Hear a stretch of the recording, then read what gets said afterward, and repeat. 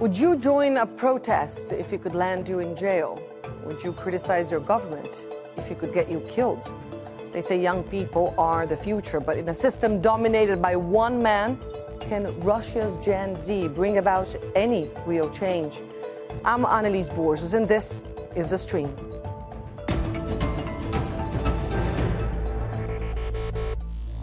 Russia will be free! Russia will be free! Russia will be free!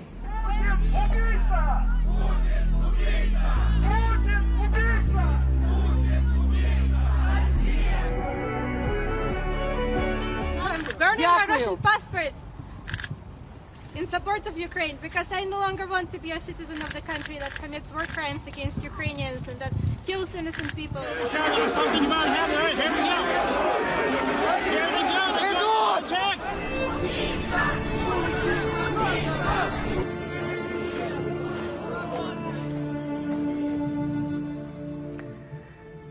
Russians will head to the polls in March, but the results are a foregone conclusion. With most of the opposition in exile, jail, or killed, today we focus on what keeps young people in the country hopeful in a different future. Here to discuss this with me are three Russian political activists. Apollinaria Oleinikova, who joins us from the UAE, Yulia, Zhivtsova, who joins us from Montenegro, and Anna, who's joining us from an undisclosed location in Russia and has asked us not to show her face for fear of the repercussions of joining this conversation. Thank you all so much for joining us here on the stream. Anna, I'll start with you. What you're doing, joining this show, is quite dangerous in today's Russia. Can I ask you why you still believe it was important for you to come and talk to us about your vision for the future of your country? I join you today because if I have this possibility to speak, even with this blurred image of my face, even not mentioning the location and my surname, I want to speak and I want to share the real image, what's happening now in Russia.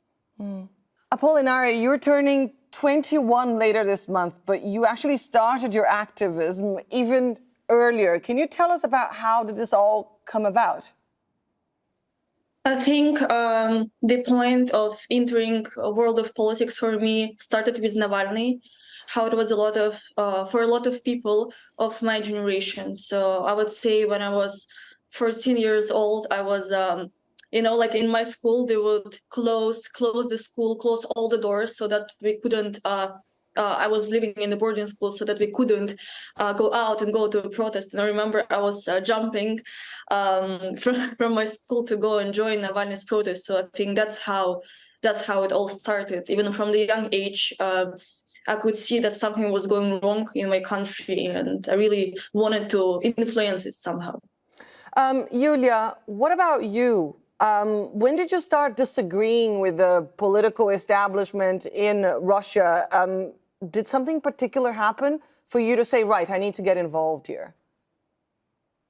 Well, actually, I was quite apolitical for a very long time, and I only started protesting or being interested when I was already like 24 or something. So basically when Navalny ran for mayor in Moscow, so that was 2013. So for me, before that moment, I always thought that people who are protesting, they just have nothing to do or something like that. And his campaign changed everything. You both mentioned Navalny. He's definitely been a source of inspiration for many people among your generation, arguably the most prominent opposition figure in Russia. In the aftermath of the announcement of his death, this video resurfaced and went quite viral. Let's take a look. И здесь у меня просто очевидная вещь. Ну, не сдавайтесь. Не надо, нельзя сдаваться. Если это произошло, это означает, что мы необыкновенно сильны в этот момент, раз они решили меня убить. Ну и нужно использовать эту силу. Не сдаваться. Помнить о том, что мы огромная сила, которая находится под гнетом вот этих вот чуваков плохих, лишь потому что мы не можем осознать, насколько действительно мы сильны. все, что нужно для торжества зла, это бездействие добрых людей. Поэтому бездействовать не надо. Anna, I wanted your take here. Would you agree that Navalny was a symbol of hope in a different future? And how did his death affect you and the people around you? Yes, he was definitely the symbol and role model for most of Russian people who are against Putin's system. And I know that now they are suffering and they basically lost their hope. But after this grief, I am pretty sure that it will come more strength for all of us, because as Navalny has just has said in this video, they are afraid of people, and so such a big national loss will lead to the great anger. I think a lot of people that are in Russia now, they are furious. And even if they believed somehow our government, now they are pretty sure that they do something really bad. But the stakes are also very, very high. Yulia, what about the pro-democracy movement more generally? Are you worried that it might, I don't know, crumble without Navalny? Or, as Anna just mentioned, do you think we're witnessing the birth of a legend here, and this will actually reinforce people to fight for a different future? I don't know. Actually, I'm not that optimistic. I mean, I do believe that people who have been following Navalny and his investigations and everything, and just who've been watching closely what's going on, they are definitely furious and they want to do something. But for most people, I think it's just the loss of hope and something like that. For example, I was contacted by one of my followers on Instagram just yesterday, and she said that she never went anywhere to any kind of protest. And on Friday, when Navalny's death was announced, she went to put some flowers to some memorial or something. And after that, a few days later, she was contacted by the police officer. And now she's very scared. And she told about it to all her friends, to her husband, to her brother, to everybody. And of course, she says that now I'm going to just stay at home, and all of my relatives, all of my friends were going to stay quiet, because this is just nonsense. Like, I didn't do anything wrong, and they found me like 2 days later. And I wanted to tell her something like, oh, don't worry, be brave, just go put more flowers, but it's easy for me because I'm not in Russia anymore. So I'm not that optimistic, to be honest. And before Navalny's death, his daughter, Dasha, spoke about her father's wish for Russians to unite against Vladimir Putin. Take a listen. One of my favorite chants my dad used to do during the 2011 to 2014 protests in Moscow was "one for all and all for one." This is a phrase that we're all familiar with, but most of us often forget. Dictators like Putin want us to forget it. They want us to forget how strong we can be when we work together. They want us to forget how much we can accomplish when we stand side by side. Apollinaria, you're joining us from the UAE today. Are you also, let's say, not so optimistic about the future of this movement? I mean, how much more difficult have things gotten for activists in and outside of Russia to continue campaigning for just a different reality? I completely agree that a lot of people in Russia, a lot of people, they texted me from inside of Russia. My family, they still stay there, my friends, and they told me that, to be honest, they don't have any hope left. You know, they're just tired.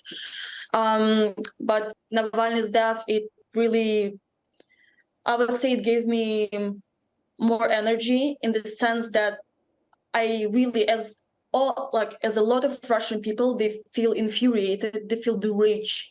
And I feel like for a lot of people now, this rage is the source of action, this rage that can be converted to the actions against the fascist Putin's government. You mentioned leaving Russia in March 2022. That's shortly after Russia's invasion of Ukraine. And many of the activists we have been speaking say that that was a watershed moment, really, that things have gotten much more difficult since then. Anna, I want to get your take here. Would you agree that things have gotten significantly more difficult since Russia's invasion of Ukraine, and how people are just today unable to go outside, protest, even if they're carrying a white piece of paper? Yes, it became definitely worse because there are some really cruel law now, and so it is becoming. It has become worse, and it will be worse, I think. But also, I can agree with Yulia and Apollinaria that people now, they are afraid because they may be imprisoned even for, as you mentioned, taking the just a sheet of paper. Yulia, you mentioned how much more difficult things are likely to get, in your opinion. You guys are part of a generation that have known nothing but life under Vladimir Putin. Is that because of the narratives that were around you guys, taught in school, etc.? And how do you go about changing that? Do you have any hopes that the people of Russia could choose something different? Not now. Definitely not now. I don't believe in some kind of a change. Like, well, too many protesters will go out and something will change, and Putin will look down from Kremlin and he will say, "Oh, there are too many people who are not very happy with what I'm doing. Okay, I'll retire." I don't believe in that. The only option is like some kind of coup d'etat or something with elites, or I don't know, well, Putin's death or something like that. Because people are too scared, even that there are very many people who are not exactly very happy with what is going on. People are too scared, and I believe they have some kind of a wrong picture about their risks. I mean, I don't want to say that, well, everybody go out, this is completely safe. I wouldn't be outside Russia if it was the case. But to get into real trouble, you need to be you need to be either not very lucky, like really not lucky, or you have to kind of do lots of things like I did. Like, I've been arrested many times, and this is why, well, my next case might be might mean real prison. So this is why I left. But if you just go out, if you just well, you can get a fine, you can get arrested for, I don't know, a few days, and then you'll get in trouble maybe when the police officers will come by every now and then, and they will ask you like, "Are you okay? Are you going to protest again?" or something like that. But it's not like you're going to jail right away. There is not a very so big the chance 400 plus people that were detained for, I don't know, just laying flowers for Navalny, you say that they are not risking that much, at least if that is the first time that they're out. But if this is the third or the second, the second or the third time, maybe that will be dangerous.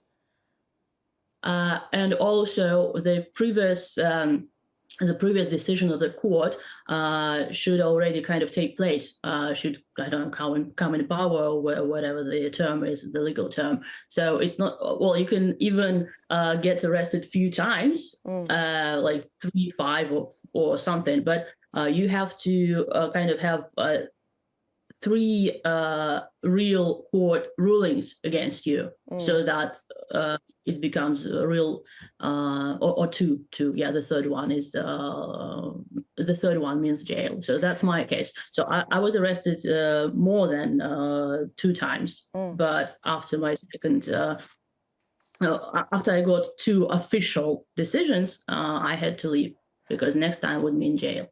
That sounds quite surreal, though. to live in an era where you have to calculate how many times you've been detained for simply going out in the streets. My lawyers did it for me. Yeah. Apollinaria, you were also detained. You also got yourself into quite a lot of trouble. You actually got married the day Russia invaded Ukraine. Then you went out to protest once again. Again, you took the difficult decision to leave your family behind and leave Russia. Would you say that most Russians, young Russians of your generation today, want change? Or are they just, I don't know, just so lost and so hopeless about what Yulia just said? There's not a possibility that Vladimir Putin will look down at a massive protest and resign, so there's really no change coming anytime soon.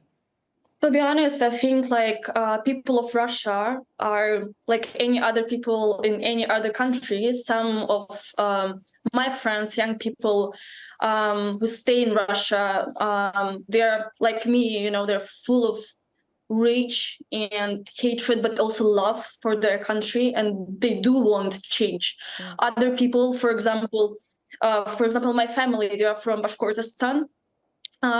It's not Moscow, not St. Petersburg, and people there, they live in actual poverty. And even some of my young friends from there, they don't have their interests, they don't lie in the realm of politics or geopolitics. They just want, to eat today, to take care of their families. So, of course, it depends, but I would say that the majority of young people I know, of course, they want change. Because, as I said, people of Russia, they're like any other people from any other country. We want to live freely. We want a normal future. We want to be normal people. We don't want to be humiliated. So that's how young people feel. It's interesting. You bring a picture of a Russia that we rarely see. Obviously, this Russia that is struggling to feed their children, kind of thing. But Anna, what about this change that we've been talking about here? How do you go about making it a reality then? Because I mean, there are presidential elections coming up on March 15th. Would you, are you planning on even going out to vote? Yeah, I'm going to vote. And I'm definitely going to vote. But I know that a lot of my friends, they are not apolitical, but they don't see any sense in going and vote. Many young people they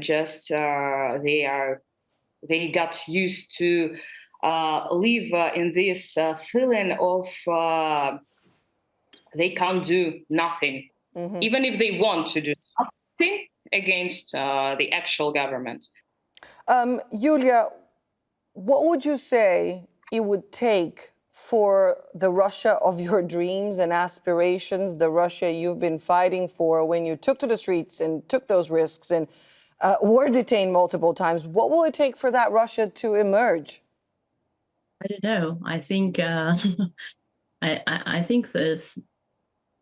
I don't really believe in some quick change, like because too many people went to protest. But the elections actually is the 17th of March is a good day actually to do something, because it is completely legal. You can go to the polls and just vote, and nobody can ask you to stay at home, especially with this idea of visiting the polls at the same time at midnight.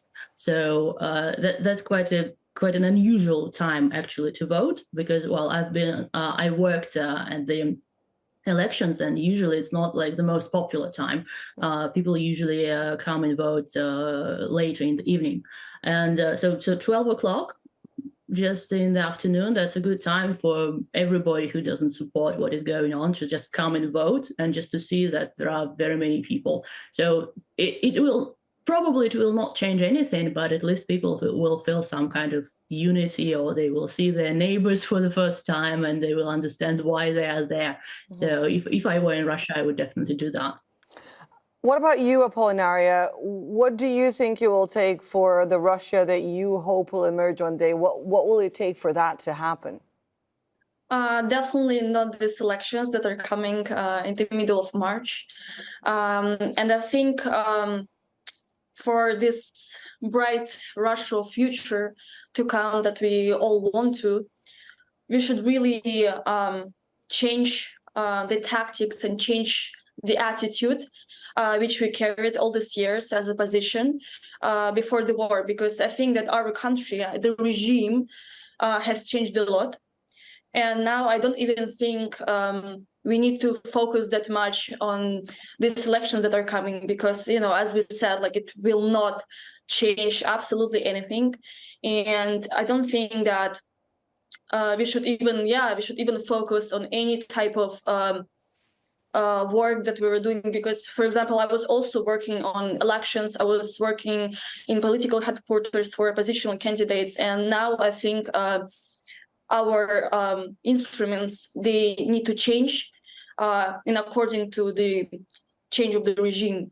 So I would say that to see our beautiful Russia of future, really need to sense this love for our country and the rage that we have, and channel it in I would say qualitatively on other actions that we've been doing before. And I'm talking about more violent protest, if any people, they can afford it. So more radical measures, in your opinion? From here, can I jump in, please?